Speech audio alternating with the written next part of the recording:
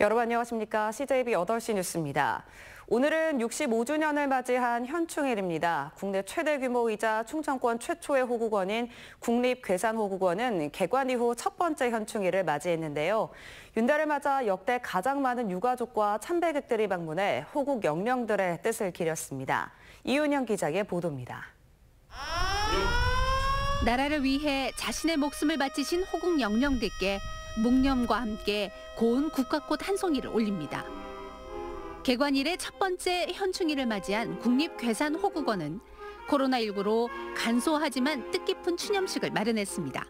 국립묘지로서 국가유공자를 예우할 수 있도록 최고의 예우를 다하고 그리고 윤달이라 많은 분들이 입장을 하고 있는데요. 그분들에게 한치의 소홀함이 없도록 하겠습니다. 충청권 최초의 호국원인 이곳에 안치된 국가유공자와 참전용사는 모두 5,800여 명. 특히 올해 6월은 호국 복원의 달이자 윤달이 들어있어 현충일인 오늘 하루에만 150여 명의 호국 영령들이 이장식을 갖고 안장됐습니다. 국가에서 이렇게 유가족까지 이렇게 챙겨주시고 그런 좋은 자리를 주셔가지고 자랑스럽기도 하고 기쁜 마음도 들고 합니다. 현충원 등이 포화 상태로 갈 곳 없이 헤매이다 이제서야 영면의 안식처를 찾게 된 겁니다. 6.25 전쟁에 참전했다 돌아가신 아버지를 40년 만에야 호국원에 모시게 된 유족들은 감격에 눈시울을 붉힙니다. 아버지, 그런 영예로운 우리 호국원에 아버님을 오늘 모시게 됐습니다. 기뻐해 주십시오. 평온하게 쉬시기 바랍니다, 아버지. 국내 최대 규모인 이곳 괴산 호국원에는 호국 복원의 달인 6월 한 달 동안에만 평소보다 5배나 많은 2,200여 위의 호국 영령들이 안치될 예정입니다. CJB 뉴스 이윤영입니다.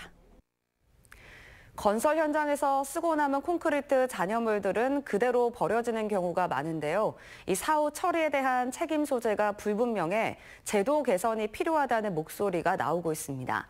이태현 기자입니다. 일반 건설 현장입니다. 타설 작업이 끝난 펌프카의 호퍼 안에 1톤가량의 잔여물이 남아 있습니다. 하지만 이 잔여물의 처리에 대한 책임 소재는 불명확합니다. 때문에 이 같은 팩 콘크리트는 현장에서 무단으로 방류하는 게 관행화되어 있습니다. 계약상에 펌프카 업체하고 건설사하고 계약 관계가 어떻게 협의가 됐는지 그에 따라서 좀 다를 수는 있겠죠. 미약해요, 그쪽 관련 규정이. 이렇게 버려진 시멘트는 강한 알칼리성을 띠는 만큼 수질이나 토양 오염의 주 원인으로 지목되기도 하는 상황. 레미콘 업체와 달리 이를 처리할 방안이 없다는 게 펌프카 업계의 입장입니다. 콘크리트가 남게 되는데 이것을 물차가 없을 시에는 그냥 저희들 같은 경우는 일반적으로 뭐 현장이라든지 차고지라든지 저희 임해들 처리하는 경우가 많고요. 이런 가운데 펌프카 업계에서는 제도 개선의 목소리가 높아지고 있습니다. 사후 처리의 책임 소재를 명확히 하는 법안의 개정이나 감독기관 차원의 업무 지침의 변경이 필요하다는 겁니다. 일부 펌프카 업체는 직접 팩 콘크리트를 회수할 수 있는 장비까지 개발했지만 업계 간 서로 책임을 떠넘기는 현실 속에서는 상용화를 기대하기 어려운 실정입니다. 폐기물 운반하는 업체가 있어요. 그 업체를 이용해서 처리하라고 한다든가 그거를 상세하게 어떻게 처리를 하게끔 아주 그냥 못을 박아버리면 환경오염의 주범이 돼버린 건설 현장의 관행. 문제 해결을 위한 업계의 적극적인 노력과 함께 이를 강제할 제도적 뒷받침도 필요해 보입니다. CJB 뉴스 이태현입니다. 65회 현충일을 맞아 충청북도를 비롯한 도내 각 시군에서 추념식이 개최됐습니다. 청주시 사직동 충원탑에는 이시종 지사와 국가유공자 유족 등 250여 명이 참석해 조국을 위해 목숨을 바친 호국 용사와 순국 선열들의 넋을 기렸습니다. 청주에서 코로나19 해외 입국 확진자가 추가로 발생했습니다.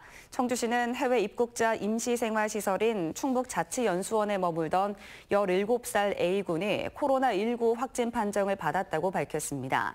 어제 캐나다에서 입국한 A군은 오송역을 거쳐 충북자치연수원에 입소했다가 양성 판정을 받고 충북대 병원으로 이송됐습니다. 이로써 도내 코로나19 확진자 수는 61명, 해외 입국 사례는 9번째를 기록했습니다. 코로나19 사태로 원격 수업 시작과 함께 개발돼 전국적인 모범 사례가 되고 있는 충북초등 바로학교가 시스템을 개선해 학교에 보급됐습니다.